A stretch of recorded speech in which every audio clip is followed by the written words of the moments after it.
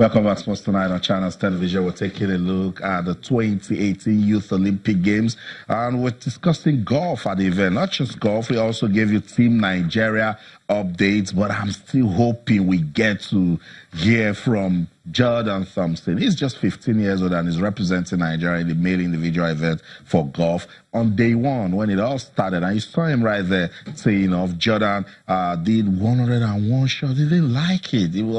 I spoke to him. I said, no. He needs to do better. The next day, he reduced it to 87. And today, he carried 89. That's Jordan Thompson on your screen there. He's based in the United Kingdom. At this stage, we have also said that when federation can't come in, parents should also do their bit. So for Georgia Obo and Jordan Thompson, their parents are giving their own part to make sure that they become something. Don't be in a hurry to say, what about those other parents cannot do? But they are in an environment that can make them thrive with golf. That's what we're talking about. We're giving attention to the grassroots, and it's what you saw that you reap. Tana, has joined us in the studio, and with that, from Jordan, Tana, we welcome you to the show. Yeah, thank you very much, Austin. Tana, we're taking a look at the Youth Olympics. And I remember you've talked about Georgia Obo and you've been monitoring our progress. It's good to see them compete in Argentina. Yeah, of course. For us, it's one of the best things that would probably happen to grassroots sports development in Nigeria this year, because I see it as everybody see golf as, a game for the A-list. But these youngsters have just come out to show us that, no, if we try to train them at the early stage, I mean, it's going to be a sort of open doors for other young people to emulate. You talked about parents who should, teach, teachers, schools and all, should come in. Everything doesn't have to fall in the hands of the administrators or the federations and all that. So I think this is a positive trend for youth sports development. And again, I equally feel that we should put everything on deck. If you start sports at an early age, you're going to get there. But when you sort of delay or you jump the ladder at some stage, then that's when you have problems. I see the likes of Thompson going further to create a name for themselves in the world of golf. Let's see what they can do with their golf. We're monitoring them. We love what they are doing. And just to remind you again, Tana just mentioned it. It's not just for the federation. Yes, federation, they have their work to do. Tell me the story of Venus and Serena Williams, and I'll tell you about their father and mother that ensured that they went all the way. So parents also need to do their bit in ensuring that these talents don't die. Don't go out, don't play football. You want to go enjoy yourself. Don't do that. Don't do that. So let's just encourage them. These talents, they're from above. So we have to nurture them, protect them. And at this stage, it's very delicate. And I'm sure you saw that teaser, right, on track and field. The Channels International Kids Cup is doing so well. We're promoting football at the grassroots level. Don't you think we can do something with athletics? It's one step at a time. So watch this space. We might just be doing something for athletics, and then who knows, it will go round. It's all about developing talents at the grassroots, discovering them, nurturing them, letting you know that we have these talents. So if we do those basics, that foundation, if that foundation is strong, I want to know who will stop Nigeria when we're ready. So that's the story of what's going on at the Youth Olympic Games. We'll continue to monitor. And when Jordan pops up, we're going to talk to him. We're waiting. I told you that the National Handball League has ended in Lagos. And we loved what we saw because it was a good attempt by the Handball Federation to say, look, we can start from here to develop the sport in the country. It was systematic. It was planned. Everyone was involved. And we saw beautiful game of handball being played. When last did you talk about handball in the country? Tana, Tolu, look at this. It started from Abuja, and it came to Lagos. Tolu, not just about the sport. Everyone would have gotten involved. That's why a league is very important. Look, the league setup helps, development of the sport anywhere. It means that there are more opportunities for a lot more people to come into the play. Beyond players, beyond coaches. We're talking some referees, we're talking some, some working opportunities for people in and around each of those teams.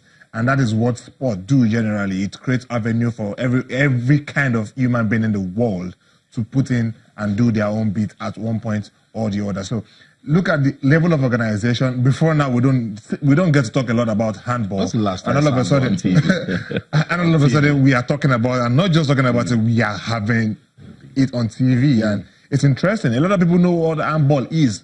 You know, they've heard it, but they've not seen it.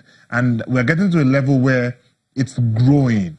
And we need that level of consistency to develop it and turn it into a full-fledged sport that a lot of Nigerians can, you know, be accustomed to, know the rules, play it, follow it, and then when we have that following, then we can talk of properly commercializing the sport itself. So that's where the federation should be aiming at. But at the level where they are right now, I think it's brilliant what they've done so far. And win followership. And consistency can do just that. Let's go to Abuja studio. Samuel Ocheo is the president of the Handball Federation of Nigeria. He's joining us live on the program too. Let's review the National Handball League that just ended in Lagos. Good evening, Samuel Ocheo. Welcome to Sports Tonight.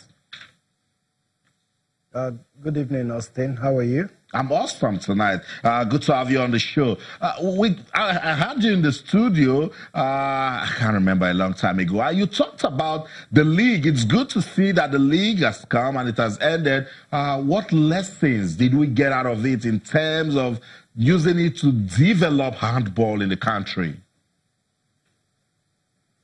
Austin, thank you very much. In terms of lessons learned, I think I learned a lot in terms of the technical area. I learned on the new things, on how we need to go, the way forward, especially on the technical side. It gave us opportunity to see the quality of players we have in Nigeria, to also see the level of fitness that they had. And it helped us to, at least that has given us a good leeway to start planning for 2019 on how to develop the talents that were discovered. Some of the great things I saw at the league was the fact that during the second phase, there were loads of upset. There were loads of draws, which shows that teams went back after the first phase and they got really prepared and came back, and there was no giant. Teams were beating each other, and that gave me hope for the future. It made me realize that these handballers are actually good, but because they've been dormant for a while, they could not showcase their skills. And also, in terms of lesson learned, I learned a lot on the logistics side, and what that has proven to me is the fact that we can keep getting better and better in terms of logistics and planning for the tournament. I think for me in handball, the way to go is to keep organizing more competitions. And that's why we're saying well done to the Federation now for doing this. We're waiting for more. Talk to me about coaching. Did you see potentials for coaching, particularly for the national teams? The truth is, in terms of coaching, I saw a remarkable improvement from what it was in the first phase, but I think we still have a long way to go. We still need to develop our coaching staff. We still need to get them do more technical stuff, and we need to keep and constantly train these guys. The good news is that there are potentials among them. The younger ones are taken to the sport, and we're beginning to see flashes of potentials here and there. So I think what the Federation needs to do now is to keep these guys busy, is to keep exposing them to new techniques, new techniques of the game, keep getting some tapes for them to look at, and also technical materials for them to keep refreshing themselves.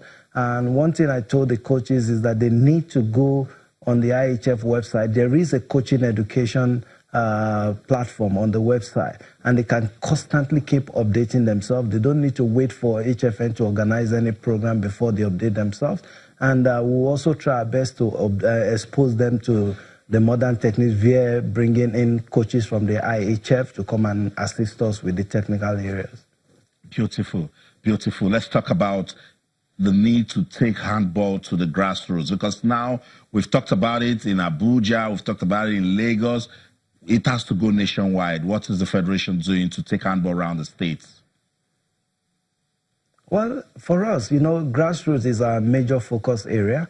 That is one thing we do very well in handball, and I think we're just going to revive it and do better. If you recollect, at the start of the year, we had an under 12 and 15 championship in Lagos.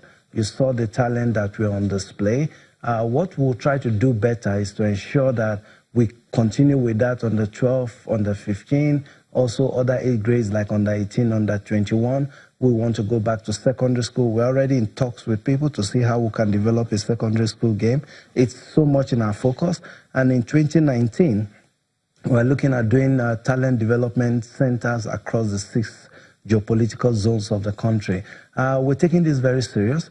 We've written to IHF. We've seen, our International Federation. We've written to them to see how they can assist us to make this dream a reality. And in order to keep feeding the talent mill, grassroots is the only way to go. We cannot continue to depend on the current crops of players forever because they are going to age. And if they age, there's nothing they can offer more. So we just need to go back to grassroots and keep feeding the talent mill so that we can see more development in handball. Beautiful. I like what I'm hearing. Samuel Ochil, before we let you go, the year is running away. What's next for handball in Nigeria before 2018 leaves? The board is still contemplating between under 18 and the Division 1. We're leaning kind of towards the Division 1 at the moment, but we'll meet soon to discuss that and agree on the way forward. But I think we'll still have one championship before the end of the year. There's so many other championships we'd have loved to do, but we need to look at the finances of the state, considering the fact that there's also the National Sport Festival that is coming very soon. And all the states are going to be, we don't want to labor them with so much to do. So we're looking at one more championship before the end of the year. But 2019 is a year that is going to be filled with programs. As you would remember, we qualified for the World Cup on the under 18, under 20 categories. So it's going to be a busy year for handball. There's also the All-African Games. I pray handball is going to be one of the sports to attend this based on the recent achievements we've had. I think we stand a good footing to give a good outing even at the international front.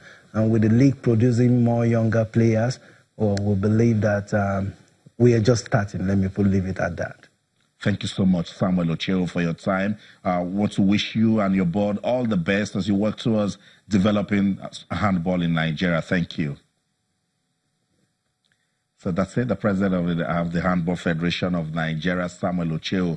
Tana, did he say the things you want to hear? Yeah, of course. You know, development from the grassroots level to the international level. You know, what thrilled me most was, you know, having that close contact with the international body, the IHF, you know. He seems to be working with them. Now, a sport we previously didn't know much about. We're going to perhaps be at the All-African Games next year. We're playing at the World Cup at the junior level. And for me, what else can you talk about that? We have the league is on. You know, everything is not about money, Austin. I think for the league winners, about $1 million or so, you know, but it's just that. But it gave the players an avenue to express themselves. And look at all the benefits. There's training for the coaches, you know, everything is open now. Just go on the website of the IHF and then you can get updated on coaching, latest coaching techniques in handball. And that is what Sam has been doing. It's marvelous, it's great, and I hope everyone gives him and his board the necessary support to move on, you know. And that's why you wonder when other federations say, no money, funding, you can start small, and then it grows. Well, maybe other federations are already bigger than handball, and so they need a lot more money. You know, he talked about logistics also, and I think there's one thing he said that really caught my attention, and this is not good.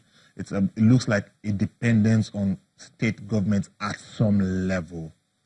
With the way they are set up right now, we don't want to have a repeat of what is going on in other sports. Football, athletics have shown that it is wrong to, you know, build your sport around the government. I hope they're not towing that line. I hope they can be as independent as possible, build a brand they have a that can be for very commercial. I'll come back to you I'll come back to you on that. We'll continue this discussion on the development of handball in the country. Let's go on this quick break. Don't go anywhere. Stay with us.